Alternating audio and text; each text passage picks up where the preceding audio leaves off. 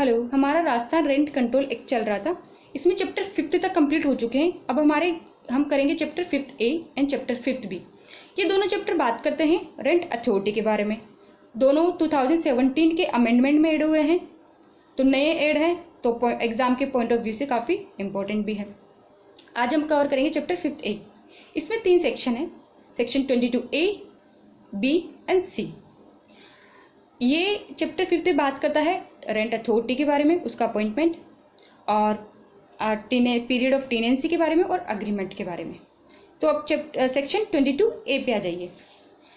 Section 22A बात करता है अपॉइंटमेंट ऑफ रेंट अथॉरिटी, मतलब रेंट अथॉरिटी को कौन अपॉइंट करेगा। कौन अपॉइंट करेगा? सब सेक्शन 1 बात करता है कि स्टेट गवर्नमेंट अपॉइंट करेगी रेंट अथॉरिटी को। किस तरीके से अपॉइंट करेगी? ऑफिशियल नोटिफिकेशन के थ्रू नोटिफिकेशन इश्यू करेगी ऑफिशियल गेजेट में, उससे अपॉइंट करेगी। अब क्वालिफिकेशन क्या होनी चाहिए, मतलब कौन rent authority as a rent authority appoint हो सकता है, तो वो मेंबर होना चाहिए किसका? RAS का, मतलब राजस्थान एडमिनिस्ट्रेटिव सर्विसेज का होना चाहिए वो। और जो उसके रैंक होनी चाहिए वो SDO से नीचे नहीं होनी चाहिए। SDO मतलब सब डिविजनल ऑफिसर से बिलो नहीं होना चाहिए उसका रैंक। और फंक्शंस किस पर्पज़ के लिए उसको अपॉइंट किया जाएगा, तो इसमें कुछ सेक्शन दे रखे, मतलब जो आगे हम पढ़ेंगे उन जो उसमें कुछ फंक्शंस दे रखे, उन फंक्शंस को करने के लिए रेंट अथॉरिटी अपॉइंट होगी। जैसे section 22B, D, E, G and 23, 24। तो ये हम जब इनका नंबर आएगा हम ये तब देखेंगे। अब सबसेक्शन 2 पे आ जाइए। सबसेक्शन 2 बात करता है अपील की। ये बोलता है कि जब भी रेंट अथॉरिटी कोई ऑर्डर पास करेगी, ठीक है, तो उसकी अपील कहाँ पर होगी? रेंट ट्रिब्यूनल के पास। और अपील का टाइम कितना होगा, कितने दिन में हो जानी चाहिए? 60 डेज के अंदर अंदर अपील हो जानी चाहिए from the date of the order. तो अब इससे एक आइडिया तो लग गया कि जो रेंट अथॉरिटी होगी वो किसके अंडर है? सबऑर्डिनेट है रेंट ट्रिब्यूनल के। तो जब भी रेंट अथॉरिटी कोई ऑर्डर देगी तो उसकी अपील कहाँ जा रही है? रेंट ट्रिब्यूनल के पास में। अब आ जाइए सबसेक्शन 3 में। सबसेक्शन 3 की बात करता है फर्दर अपील की। अब ये बात करता है कि मान लो रेंट अथॉरिटी का जो ऑर्डर था उसकी अपील हुई रेंट ट्रिब्यूनल के पास में, और रेंट ट्रिब्यूनल ने उसके ऑर्डर को ना मॉडिफाई किया, ना रिवर्स किया, ना सेट असाइड, मतलब कुछ भी नहीं किया, ऐसा कैसा कंफर्म कर दिया है, तो उसकी फर्दर अपील अब नहीं होगी, मतलब वो ऑर्डर फाइनल माना जाएगा। तो अपीलान रेंट ट्रिब्यूनल के पास में फर्दर अपील कब होगी? जब रेंट ट्रिब्यूनल रेंट अथॉरिटी के ऑर्डर में कुछ छेड़खानी करता है, मतलब उसको कुछ मॉडिफाई या कुछ रिवर्स करता है या कुछ भी उसमें सेटिसाइड कुछ करता है, तभी जाके उसकी अपील फर्दर अपील होगी, वरना वो ऑर्डर अपने आप में फाइनल होगा। तो ये 3 चीज़ें सेक्शन 22A बात करता है। पहला, रेंट अथॉरिटी अपॉइंट करेगा कौन? स्टेट गवर्नमेंट, और सब डिविजनल ऑफिसर से नीचे का रैंक का नहीं होना चाहिए। और साथ ही में रेंट अथॉरिटी की अपील रेंट ट्रिब्यूनल के पास होगी, 60 डेज के अंदर अपील होनी चाहिए। फर्दर अपील नहीं होगी अगर उसने उसके ऑर्डर को ऐसा कैसा कंफर्म करा है तो। अब आता है सेक्शन 22B। सेक्शन 22 बात करता है टेनेंसी अग्रीमेंट के बारे में। तो अब टेनेंसी अग्रीमेंट के बारे में है, तो अब इसकी सबसेक्शन 1 पे आ जाइए। सेक्शन 22B के सबसेक्शन 1 ये बात करता है कि जब 2017 का ये अमेंडमेंट आ गया रेंट अथॉरिटी के बारे में, तो अब कोई भी जो रेंट पे प्रीमाइसेस दिया जाएगा वो बिना एग्रीमेंट के नहीं दिया जाएगा। मतलब अब एग्रीमेंट का होना मैंडेटरी है, बिना एग्रीमेंट के कोई भी टेनेंसी नहीं होगी, कोई भी प्रीमाइसेस किराए पे नहीं दिया जाएगा। और जब वो एग्रीमेंट बनेगा, लैंडलॉर्ड और टेनेंट जो एग्रीमेंट बनाएंगे, उस एग्रीमेंट के जो पर्टिकुलर्स होंगे उनको वो एक मॉडल फॉर्म है जो शेड्यूल D के अंदर दिया हुआ है, उस शेड्यूल D की जो मॉडल फॉर्म है उसमें फिल करेंगे सारी डिटेल्स एग्रीमेंट की, और उसको कहाँ कम्युनिकेट करेंगे? रेंट अथॉरिटी को। मतलब मॉडल फॉर्म D भर देंगे और उसको रेंट अथॉरिटी के पास डिपॉजिट करा देंगे। ये बात करता है सबसेक्शन 1। सबसेक्शन 2 पे आ जाइए। ये बात करता है कि मान लो 2017 में अमेंडमेंट आया, उससे पहले से जो प्रीमाइसेस रेंट पे है ये उसकी बात करता है। तो इसमें 2 कंडीशन है, या तो प्रीमाइसेस पहले से एग्रीमेंट के ऊपर था या बिना एग्रीमेंट के ऊपर था। तो क्लोज ए पे आ जाइए। क्लोज ए बात करता है कि मान लो 2017 से पहले से ही किराया पे कोई प्रीमाइसेस चल रहा था और वो अग्रीमेंट बना हुआ है उनके पास पहले से, वो अग्रीमेंट के ऊपर ही उनका किरायानामा है, तो वो ये बात कर रहे हैं कि जो अग्रीमेंट बना हुआ है वो उसके पर्टिकुलर्स को जो शेड्यूल डी के अंदर जो मॉडल फॉर्म दे रखा है उसमें भरेंगे पार्टीज, और उसको भर के कहाँ डिपॉजिट कराएंगे, कम्युनिकेट कर देंगे रेंट अथॉरिटी के पास।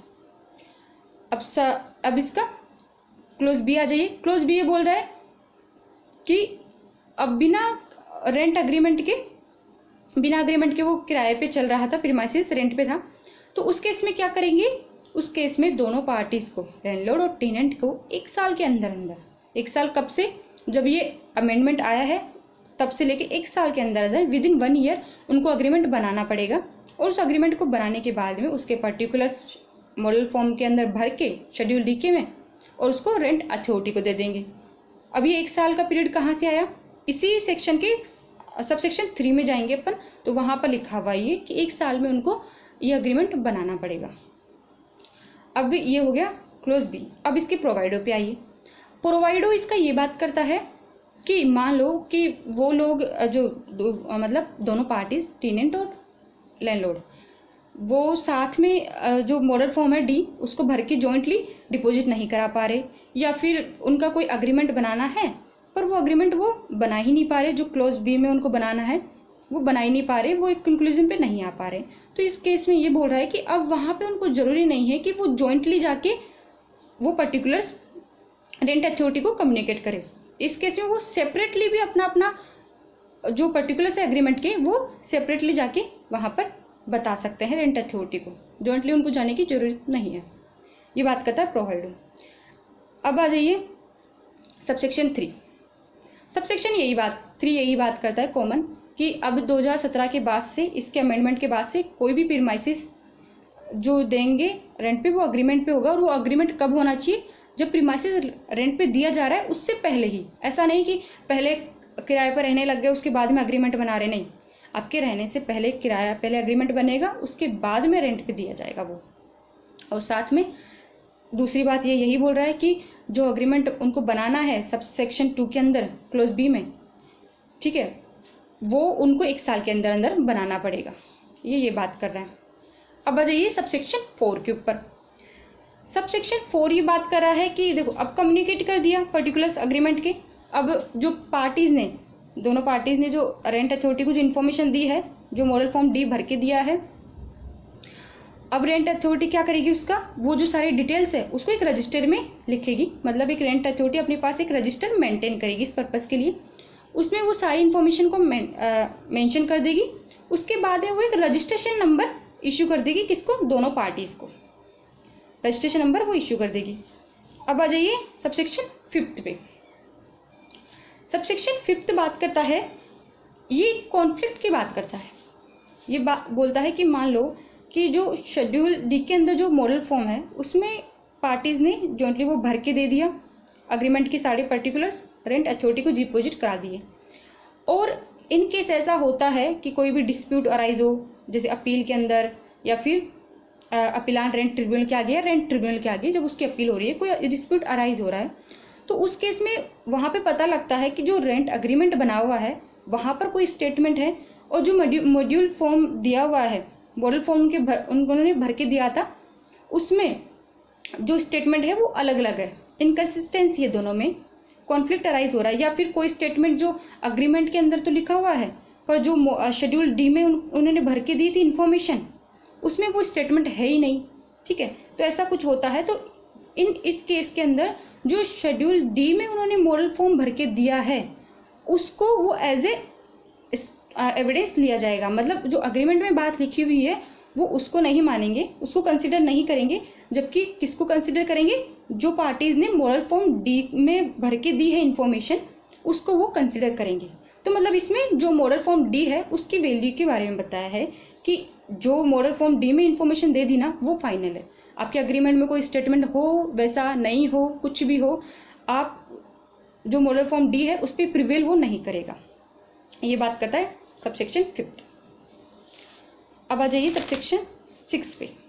सबसेक्शन 6 अब सारा हो गया, रजिस्ट्रेशन नंबर भी दे दिया। तो अब ये बात करता है कि जो रेंट अथॉरिटी होगी उसकी एक वेबसाइट होगी, उस वेबसाइट पे वो सारे जो वो रजिस्ट्रेशन नंबर है, रजिस्ट्रेशन नंबर इशू होने के बाद के बाद जो रेंट पे दिया हुआ प्रीमाइसेस उसकी सारी इन्फॉर्मेशन उस वेबसाइट पे अपलोड कर देगी। कितने दिन में अपलोड करेगी? 15 दिन के अंदर अंदर। 15 दिन कब से काउंट होंगे? जब वो रजिस्ट्रेशन नंबर इशू किया उसने, तब से वो 15 दिन काउंट होंगे और वो वेबसाइट पे सारी इन्फॉर्मेशन अपलोड कर देगी। ये हो गया सब हमारा सेक्शन 22B। तो अब आ जाता है हमारा सेक्शन 22C। ये बात करता है पीरियड ऑफ टीनेंसी के बारे में, सेक्शन 22C। अब इसमें भी 3 सबसेक्शन है। सबसेक्शन 1 पे आ जाइए। सबसेक्शन 1 यही बात करता है कि पीरियड कितना होगा। तो ये बोल रहा है कि 2017 का जो अमेंडमेंट आया है उसके बाद से जो टीनेंसी का पीरियड होगा वो जो लैंडलॉर्ड और टीनेंट ने म्यूचुअली डिसाइड किया है, अपने अग्रीमेंट में मेंशन किया है, वो उसका टाइम पीरियड होगा टीनेंसी का। सबसेक्शन 1 ये बात करता है। अब सबसेक्शन 2 पे आइए। सबसेक्शन 2 बात करता है उसके रिन्यूअल और एक्सटेंशन के बारे में, कि मान लो उन्होंने कुछ पीरियड के लिए टीनेंसी अग्रीमेंट बनाया था कि इतने साल तक, ये इतने महीने तक का ये टीनेंसी अग्रीमेंट है, और वो टीनेंट चाहता है कि मैं फर्दर उसी प्रीमाइसेस में रहूं, ठीक है, इसको एक्सटेंशन करना चाहता है, तो वो अप्रोच कर सकता है लैंडलॉर्ड को, रिक्वेस्ट कर सकता है कि हाँ इसको फर्दर रिन्यूअल कर दो या एक्सटेंशन कर दो। तो फिर अगर वो दोनों म्यूचुअली अग्री होते हैं तो वो एक नए टीनेंसी एग्रीमेंट को बना लेंगे फिर से। तो मतलब वो उसको जितना टाइम पीरियड पहले उन्होंने एग्रीमेंट में मेंशन किया था उसको फर्दर बढ़ा लेंगे, एक्सटेंशन कर लेंगे, किस तरीके से नया टीनेंसी एग्रीमेंट वापस से वो बना लेंगे, उसको रिन्यू कर लेंगे। ये बात करता है सबसेक्शन 2। अब सबसेक्शन 3 पे आ जाइए।